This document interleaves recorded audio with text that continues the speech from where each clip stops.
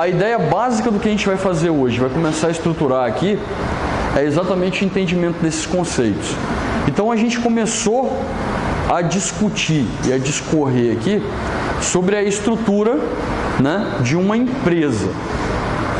Então o que a gente tem dentro dessa estrutura dessa empresa? Lembrando que o objetivo aqui da Gestão Financeira 2 é exatamente, né, trabalhar com a importância do administrador e da administração financeira dentro de uma empresa. Então a gente pega uma empresa, ela é aberta em diversas áreas e diversas dimensões. Então quer dizer, não é só a administração financeira que é importante para você gerir uma empresa, né? Ela é uma, né, das partes que compõem a empresa. Então o que a gente vai fazer aqui é estudar a parte da administração financeira. Mas antes de fazer isso, o que a gente vai entender um pouquinho? Como é que funciona a composição de uma empresa, né, com o sentido de estrutura de capital, e aí depois a gente pega exatamente a estruturação financeira, né, os dados financeiros, os dados contábeis e depois a estrutura, custo de capital, né, e o funcionamento do capital dentro de uma empresa. Essa é a ideia básica do que a gente quer aqui dentro. Exatamente nessa parte do conteúdo, que é a Gestão Financeira 2, a gente aborda mais a estrutura, né, de composição externa do capital. Então, qual é a influência do que a gente tem externo para dentro da empresa? Quando vocês viram na administração financeira 1, em Gestão Financeira 1, a gente abordou um assunto mais o quê? Mais relacionado, né, ao microambiente, a microambiência da empresa, né? E a gente não trabalhou muito a questão externa da empresa. Então a gente começou a olhar as demonstrações contábeis, o papel das demonstrações contábeis da empresa, né? O que era a composição de riqueza dela, um regime de caixa para um regime de competência, quais eram as diferenças, né? Relação entre contabilidade, economia e administração financeira. A gente começou a entrar nos indicadores financeiros, né? Dentro dos indicadores financeiros a gente começou a fazer uma avaliação da empresa com relação à sua saúde econômica financeira, que era o objetivo, né, da Gestão Financeira 1, e aí depois a gente começou a estudar o que, né? A estruturação de caixa, fluxo de caixa, né? Como que o caixa era composto dentro da empresa, fazer a questão orçamentária, planejamento futuro com relação ao que a empresa fazia no passado e no presente. A gente começou a projetar o que seria dessa empresa para frente e a gente entendeu o funcionamento de uma empresa administrativamente e financeiramente, mas na microambiência. Qual que é a ideia agora da Gestão Financeira 2? A gente voltar a olhar a empresa, mas agora a gente vai fazer o quê? Vai olhar a influência do que tem na ambiência externa, né, com seus impactos dentro da estruturação da empresa, no que tange a parte exatamente administrativa e financeira. Então o que eu estou querendo dizer com relação a isso? A gente vai buscar mais aqui, né, as fontes de capital que a gente tem fora da empresa e como que essas fontes de capital, elas aumentam ou diminuem a receita e a lucratividade da empresa. Depois, a gente vai começar a fazer uma avaliação, né, de uma conjuntura média com relação a esse custo de capital que vai ser criado. Então, a gente vai olhar cada fonte, vai olhar o seu custo de capital e sua influência dentro da empresa. E depois que a gente fizer essa avaliação da fonte, da influência desse custo de capital para dentro da empresa, aí a gente vai começar a fazer o quê? Vai avaliar o custo médio dessa empresa, a gente vai avaliar as oportunidades de investimento que essa empresa tem, a gente vai ver o ponto de equilíbrio, né, entre o custo de capital que a empresa vai adquirir com relação ao capital que ela vai trazer de fora para dentro da empresa, e a gente vai olhar as oportunidades, aquelas que são mais lucrativas e trazem retornos, né, mais interessantes para a empresa nesse sentido. E depois a gente vai começar a fazer avaliações de alavancagem econômica e financeira dentro dessa empresa. A gente vai começar a avaliar carteira de investimento e carteira de retorno dentro dessa empresa. A gente vai olhar qual a relação das carteiras, a diversificação de uma carteira ou não. A gente vai avaliar os ativos que essa empresa ela pode investir ou não no mercado. Então a gente vai começar a olhar a ambiência externa da empresa. Então, para a gente entender isso, qual foi o objetivo inicial aqui? A gente montar uma estrutura que levasse o entendimento exatamente da importância do custo de capital para uma empresa. Mas para a gente entender a importância do custo de capital para uma empresa, primeiramente a gente vai ter que entender a estrutura de uma empresa, Aí lembrando que o nosso foco aqui, como a gente está trabalhando com empresas maiores, as fontes elas são iguais para todas as empresas. O que difere exatamente na quantidade e proporção do capital e a forma como esses juros vai ser cobrado é exatamente o tamanho da empresa. E aí a maioria dos produtos que são disponibilizados no mercado financeiro para as empresas é exatamente fornecido para essas empresas que são SA de capital aberto, né? Então elas fazem a composição de capital no mercado. A maioria das vezes elas oferecem mais produtos do que as micro, médias, pequenas, empresas individuais, né? Quer dizer, e aí a gente tem um leque maior de custos de produtos, de oportunidades no mercado. Então a gente pega, no macro, eu trabalho com uma empresa de uma forma maior, uma estruturação maior. Mas levando em consideração que quando você vai partir para as menores, você tem que estudar a estrutura de capital das menores, né, de uma forma mais, né, específica, porque você quer. E aí lembrando que as fontes estão disponíveis sempre no mercado da mesma forma, e a forma como você faz a avaliação do capital e do custo desse capital para a empresa, ela é a mesma, né, em todas e qualquer empresa. O que varia exatamente é quais produtos ela vai poder fornecer ou adquirir no mercado, né, e a capacidade que ela vai ter de garantia com relação ao capital que ela almeja pegar. Ou seja, quanto maior a empresa, maior garantia ela tem, maior capital ela consegue pegar. E, obviamente, quanto mais sólida essa empresa, menor é os juros que vai ser cobrado, né? Quanto menor a empresa, a incerteza no mercado torna essa empresa mais difícil de você prever qual vai ser o funcionamento dela para frente, baseado numa oscilação econômica e financeira de mercado, né? E aí isso é o que a gente chama de risco. Aí esse risco inerente ao tamanho da empresa é que vai dizer exatamente qual é o custo de capital que essa empresa vai ter. Então é baseado pelo porte, beleza? Inicialmente, nessa estrutura, que é o mapa conceitual que a gente começou a montar isso naquelas primeiras aulas, a gente percebe o seguinte: a gente tem que entender a estrutura da empresa. Obviamente que uma empresa é uma pessoa jurídica, né? E a pessoa jurídica ela é representada ou por outras pessoas jurídicas, ou pessoas físicas, ou a interação entre pessoas físicas e jurídicas, ok? O que é uma pessoa física e uma pessoa jurídica? Normalmente é uma composição contratual de responsabilidade, né? Que essa personalidade ela vai ter em cima da empresa que vai ser gerida. Então, quando a gente fala assim, é uma pessoa física, né, que compõe uma empresa, uma pessoa jurídica, então toda a responsabilidade sobre os atos econômicos, financeiros, ambientais e o que acontecer, humanos, sociais, que essa empresa ela causa e que ela leva para a sociedade, é de responsabilidade daquele que a constituiu.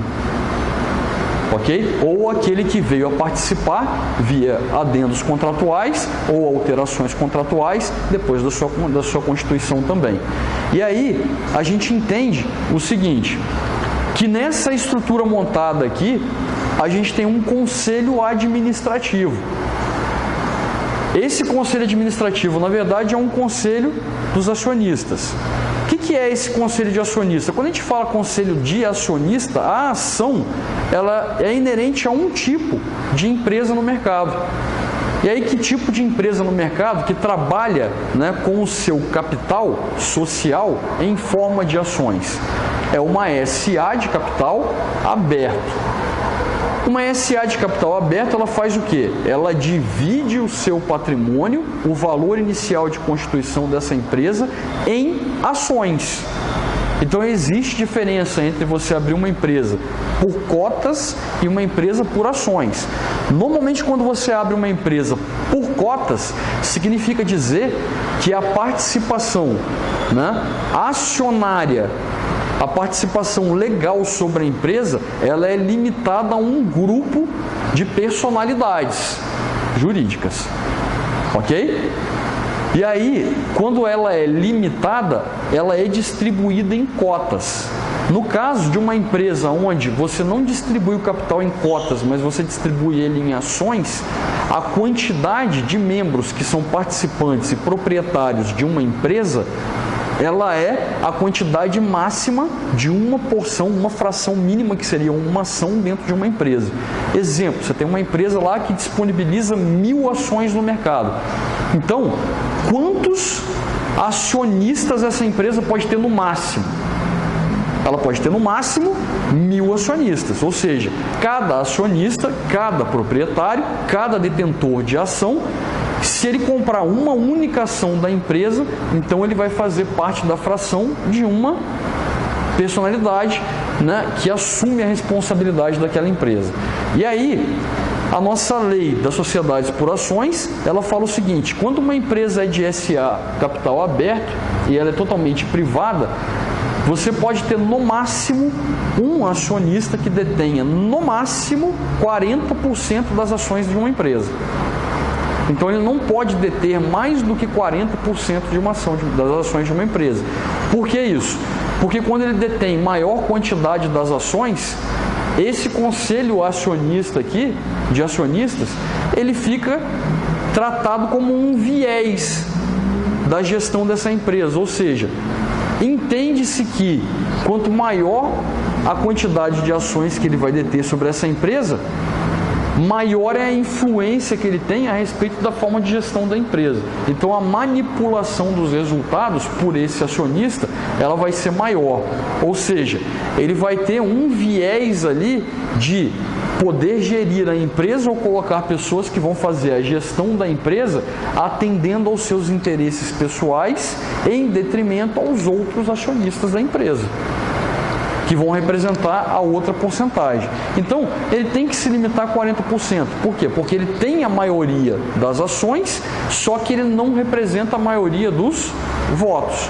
Ou seja, se no conselho de acionistas você tiver bem diversificado a quantidade, né, de acionistas que vão representar todos os acionistas da empresa dentro desse conselho, então, obviamente que vai acontecer o seguinte: se há, né, uma divergência entre as condutas e a forma de gestão dessa empresa, isso vai para uma votação.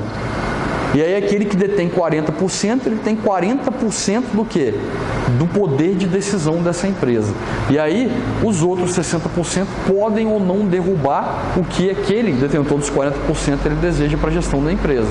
Então torna-se mais justa, né, a decisão para quem vai ser, né, dirigente da empresa, quando por eles determinado. Me fizeram uma pergunta durante, né, as aulas da seguinte forma: professor, normalmente quem participa do conselho de acionistas, ele pode fazer parte da gestão da empresa?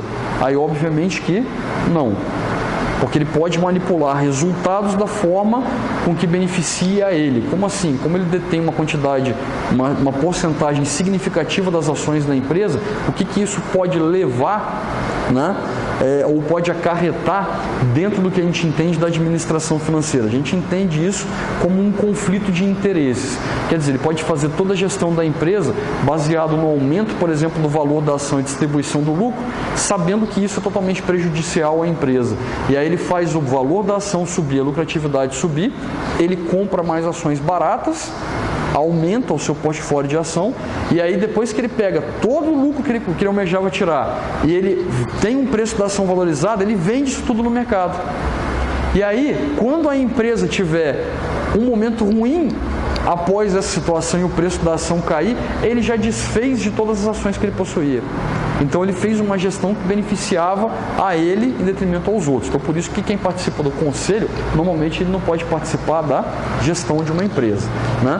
E o conselho, normalmente ele é composto pelos maiores acionistas da empresa, quem detém a maior quantidade de ações. Normalmente uma empresa no mercado de ações, quem detém a maior quantidade delas são grandes fundos de investimento ou grandes grupos de investimentos e gestores, né? Dificilmente quem detém maior quantidade de uma empresa é uma pessoa física. É muito difícil uma pessoa física, né, deter a maior porcentagem de quantidade de ações de uma empresa de capital, SA de capital aberto. É muito difícil, né? A não ser que ele estruturou essa empresa e na hora de vender para o mercado ele ficou com a maior parte das ações, os 40%. Né? E aí ele ajuda a tomar as decisões da empresa, né, e pode ser uma pessoa que trabalha no corpo de conselho da empresa, mas não necessariamente na direção. Então a gente viu diversos casos aí, Eike Batista, Silvio Santos, na Pan-Americana. Então a gente tem diversas situações em que você pode ter uma empresa ou pessoa jurídica que façam, né, que detenham grande parte dessa empresa, mas em sua maioria não é como funciona no mercado. Há as suas exceções com relação a empresas SA de capital aberto, em que uma personalidade jurídica detém mais de 50% das ações. Normalmente essas empresas são empresas de capital social misto. O que significa isso? Parte da empresa é privada e parte da empresa do governo, ok? Na maioria das vezes, quando uma empresa do governo ela lança suas ações no mercado, ela fica com a maior parte das ações, 50% mais uma ação pelo menos. E aí o governo é que toma as decisões com relação ao funcionamento daquelas empresas. Então a gente tem aí um caso muito nítido aí na nossa economia política atual, que é o caso da Petrobras, por exemplo, onde o governo detém 50%, né, a mais do que 50% das ações da Petrobras. Então quer dizer, quem elege, né, os diretores, os CEOs, o presidente e a equipe que vai dirigir a organização é o governo.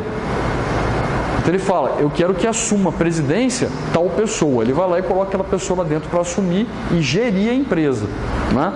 E aí a gente está vendo grandes casos aí de repercussão através do que está acontecendo aí no Petrolão e da corrupção, em que, né, houve a manipulação com relação ao que era gerado de capital e resultado pela Petrobras, né?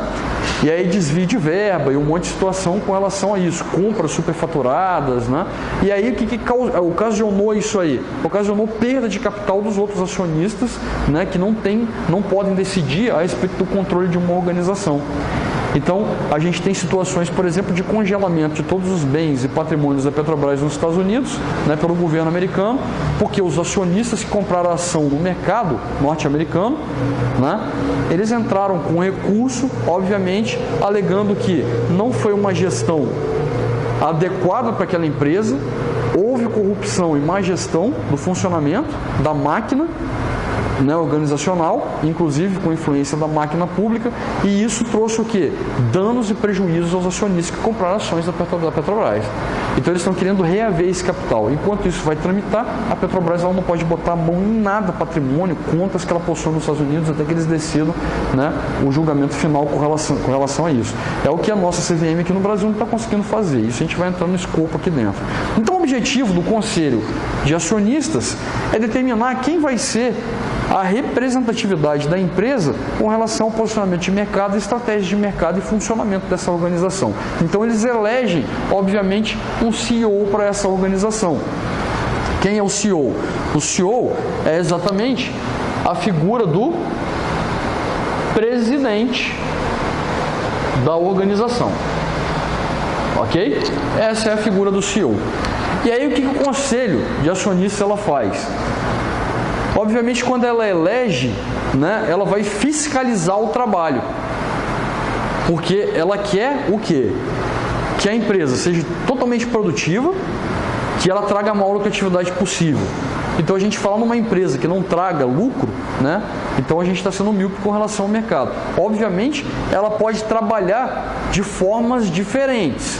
Como assim trabalhar de formas diferentes? Ela pode tentar reduzir o máximo possível o dano social, econômico e ambiental e tentar maximizar o máximo possível a lucratividade dela. Então são estratégias que ela pode tomar, né, assumindo o seu papel, né, como pessoa jurídica no mercado e tentando trazer a sustentabilidade. Mas claro que ela tem que fazer isso tudo e gerar lucratividade, senão essa empresa fecha as portas. Então o objetivo, né, de uma empresa e o que os acionistas esperam da direção da empresa é maior o quê? Maior rentabilidade, maior lucratividade, né, e aí ganho de capital com relação à sua gestão. E aí, como é que eles fazem para fiscalizar, né, o CEO, que é o presidente da empresa? Eles contratam as auditorias. A auditoria a gente tem duas, a gente tem auditoria interna e auditoria externa. A auditoria interna, ela trabalha juntamente com o conselho administrativo e o conselho de acionistas. A ideia da auditoria interna é sempre estar fiscalizando o funcionamento da empresa, né, através do que é feito e executado pelo CEO da empresa. E aí, o papel da auditoria interna é exatamente levar relatórios e informações sobre o que é de competência, né, e o que é desnecessário e o que precisa ser melhorado na gestão da pessoa presidente dessa empresa. E o papel deles é fiscalizar, passar informação para o conselho, e o conselho também, através dessas informações, pode fazer aconselhamentos a esse CEO, né? Só que tem um grande problema. A auditoria interna, ela tem uma facilidade muito grande de captura pela gestão da empresa. O que eu estou querendo dizer para vocês é o seguinte: normalmente, essa auditoria é um grupo de pessoas que vai fazer a fiscalização de tudo que acontece. E aí, eles podem facilmente ser capturados pelo CEO. Ou seja, algumas informações que eles podem passar para a auditoria, né, ou algumas informações que podem ser pegas pela auditoria, podem ser discutidas entre o CEO e a auditoria. E aí podem ser feitas negociações entre eles, para que a informação às vezes não chegue ao conselho administrativo. Aí a gente chama isso de captura. Entre aspas, né? Essa auditoria ela pode ser comprada. E aí, como corre esse risco, como toda empresa possui esse risco, existem as auditorias externas. O que são as auditorias externas? São empresas que auditam outras empresas, né? Hoje no mercado a gente tem algumas grandes aí, né? Tanto a Fitch quanto a Standard & Poor's, a Moody's, que são grandes empresas de avaliação de risco e avaliação de empresas, né? Dificilmente elas são capturadas por uma empresa só no mercado. O que eu estou querendo dizer? O faturamento que elas detêm sobre a maioria da sua renda bruta de uma empresa só, às vezes representa no máximo 10% do capital anual. Então, quer dizer, ela não vai tentar ser capturada por uma empresa, porque a representatividade do capital dela sobre essa empresa é muito pequena. Então, ela prefere contar a verdade para o conselho e ter essa empresa, né, como cliente sempre, do que ela ser capturada por pouco e aí depois o conselho descobrir e aí não contratar mais o serviço dessa empresa, além de passar essa informação para o mercado e ela perder as outras empresas que ela faz auditoria externa, né? E aí, normalmente o que acontece? Quando há dúvida com relação a alguma informação passada ou divergência, aí o conselho de acionistas contrata uma auditoria externa para fazer a fiscalização do trabalho daquela empresa, né? E segundo, normalmente isso acontece uma vez por ano, para os relatórios finais. Então a auditoria interna ela é feita sempre e a auditoria externa ela é contratada, né, para um fechamento, por exemplo, de balanço, para ver se as informações realmente são fidedignas e viáveis, né, para a constituição daquela empresa, passando para o seu acionista, que na maioria das vezes não tem nenhum conhecimento a respeito da gestão daquela empresa, o máximo de informação possível para esclarecer quais são os objetivos e o funcionamento da empresa atual. Beleza? E o papel do CEO? O papel do CEO é exatamente organizar, estruturar a empresa de uma forma mais dinâmica possível, tentando abranger todas as áreas possíveis, né? Fazendo com que a empresa ela tenha o maior resultado possível no mercado. Então ele monta a sua equipe. E aí como é que ele monta a sua equipe? Primeiro é eleito um vice-presidente para essa organização, que é o vice-CEO. O papel dele é assessorar e substituir o CEO na sua ausência. Então ele responde também como o CEO na sua ausência e aí ele discute tudo o que está acontecendo junto com o CEO também, né? Então o papel dele é não deixar a empresa apenas na mão de uma única pessoa, mas ter uma gestão coparticipativa ali com o vice-presidente, né?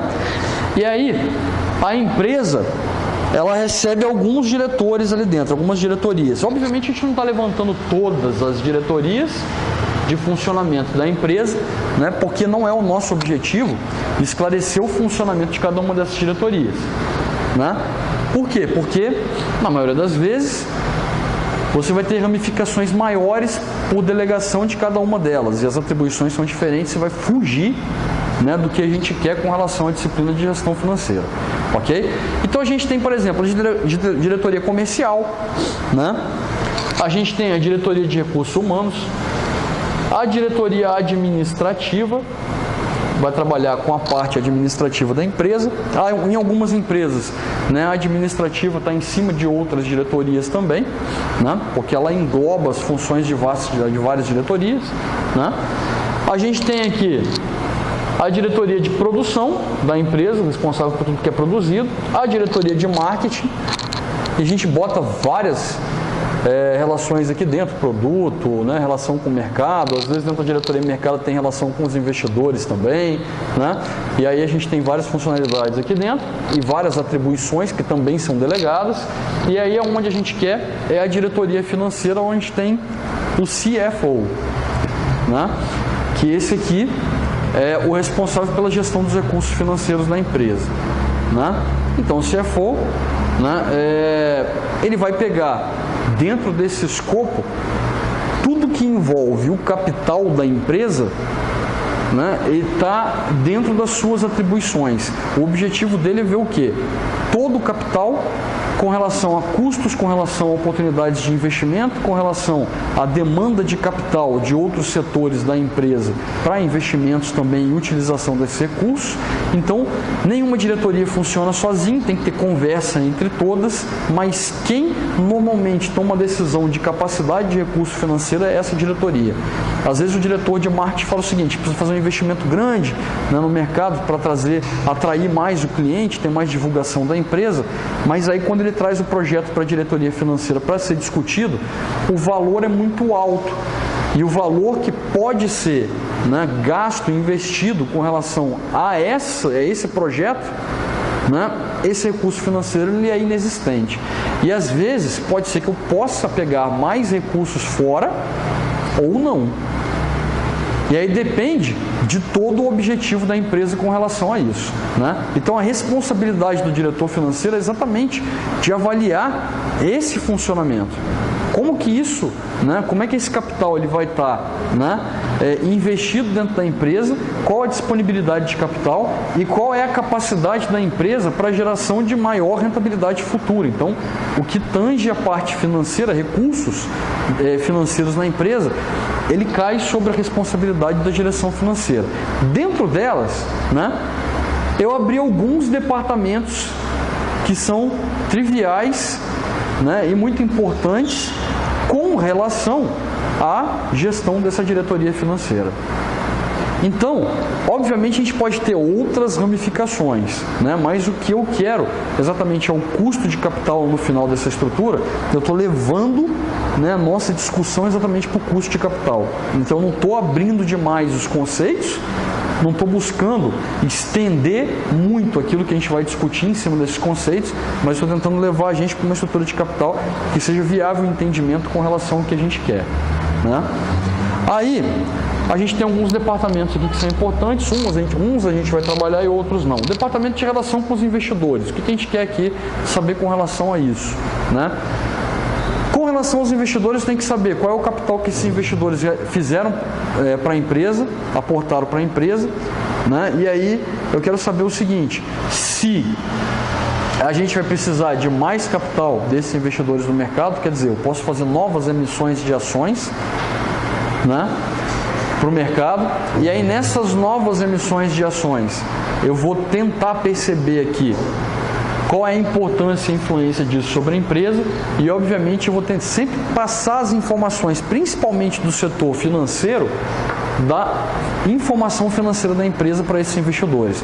Então, todos os relatórios, todas as informações, as dúvidas que são trazidas do mercado com relação aos acionistas e não acionistas, né, ela é feita através das relações com os investidores. O cara ficou com dúvida de algum projeto, algum investimento, aí isso pode ser feito via e-mail, isso pode ser feito via atendimento, tem pessoas lá capacitadas a gerarem essas informações, e aí o objetivo é sanar o máximo de dúvida e trazer satisfação com relação ao investidor, né? Tem informações de dividendos, lucratividade da empresa, né, alguns projetos que podem ter futuros, quais são as propensões, além de passar essa informação, né, via telefone, via internet, disponibilizar isso da melhor forma possível, né, eles trazem essas informações também para a direção saber qual é o rumo e qual a percepção do mercado com relação à empresa, né, no trato, na visão exatamente do investidor com relação à empresa. O objetivo é sempre deixar os investidores muito satisfeitos com relação ao que a empresa faz e os produtos que ela tem, as informações que ela pode gerar, porque assim ela torna a empresa mais atrativa para o mercado. Então, um dos fatores, né, é exatamente esse, a relação que a empresa tem com os seus investidores. Lembrando que o cunho que a gente vai colocar aqui é exatamente financeiro, né? Dentro dessa estrutura também a gente tem aqui o departamento de investimentos. O que é o departamento de investimentos? Vai avaliar exatamente todas as possibilidades de investimento que essa empresa pode fazer ou não. Então vai avaliar os projetos novos de investimento que a empresa pode ter, né? Onde ela pode investir, aonde a gente pode trazer a melhor rentabilidade, qual é o campo que a gente pode atuar ou não. Ela vai trazer o cenário, né, econômico, tanto micro quanto macro, com relação a essa empresa. Então ele vai trazer informações importantes com relação ao capital da empresa, que pode ser investido ou não, e as possibilidades de investimento no mercado. E aí esse departamento de investimento é que vai entrar em contato, vai fazer os orçamentos, vai fazer os projetos de viabilidade, ele vai estudar exatamente a melhor forma da empresa aplicar o capital dela e aumentar o seu tamanho físico, né? E aí, o objetivo desse departamento é exatamente esse, é trazer sempre oportunidades de crescimento para a empresa. É por isso que é um departamento de investimento. Tudo naquilo que você investe, você espera o quê? Retorno sobre esse investimento, né? E aí esse retorno pode ser mais pessoas investindo, pode ser maior retorno financeiro ali dentro, né? Maior retorno social, ambiental, tudo que a gente faz, maior retorno com relação à marca da empresa. Lembrando para vocês que às vezes a marca ela é muito importante para a empresa com relação ao seu valor. Então você pega grandes empresas do mercado em que a marca ela custa muito alto. Uma Coca-Cola, por exemplo, às vezes o patrimônio que ela possui não é mais alto do que o valor da sua marca, né? Então essas oportunidades é que tornam essa empresa sempre muito visível no mercado e que dá o que? Uma longevidade dela também no mercado. Sempre que ela pensa estrategicamente no que ela vai investir e aonde ela vai investir, ela aumenta sua capacidade de longevidade no mercado, além de lucratividade. Ah, peraí, professor, o que você está querendo dizer com isso? Por exemplo, vocês tiveram aí o caso da Nestlé Garoto, né? Não sei se vocês acompanharam a compra da Garoto pela Nestlé. O processo da compra da Garoto pela Nestlé, né, ele foi parado na hora que a Nestlé quis comprar a maior parte. Quis comprar a Garoto. Por quê? Porque no nosso mercado nacional, a Nestlé comprando a Garoto, ela ia ter a maior fatia de produção do mercado e distribuição. Qual o problema quando isso acontece? É que aí todo o preço que ela utiliza, toda a estratégia dela de mercado, né, passa a ser exatamente controlada por uma única empresa que detém a maior produção e venda desses produtos no mercado. Então, o que o CAD ele fez? Ele chegou e falou o seguinte, ó, você se comprar Garoto, você vai ter maior market share com relação a esse produto no mercado, que é a venda de chocolates. Especificamente o que a Garoto fazia. E qual é o problema disso? Você gera praticamente um monopólio. Beleza? O problema do monopólio é que quem dita o preço é a empresa que atua sozinha no mercado. E aí quando ela faz isso, não tem concorrente. E o concorrente às vezes não aguenta, porque o que pode acontecer? Não sei se vocês lembram da questão de monopólio, oligopólio, né? As formas de atuação das empresas nos mercados, né? Se a empresa ela começa a ter a maior fatia de mercado, então ela pode trabalhar com um dumping de mercado. O que é o dumping?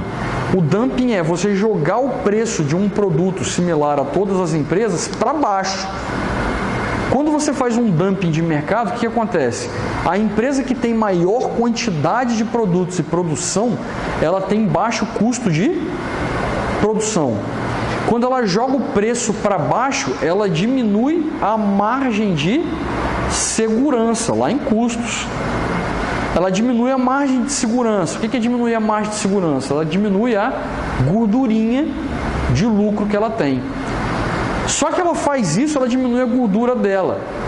Quando ela pega as outras empresas, ela ataca diretamente a carne.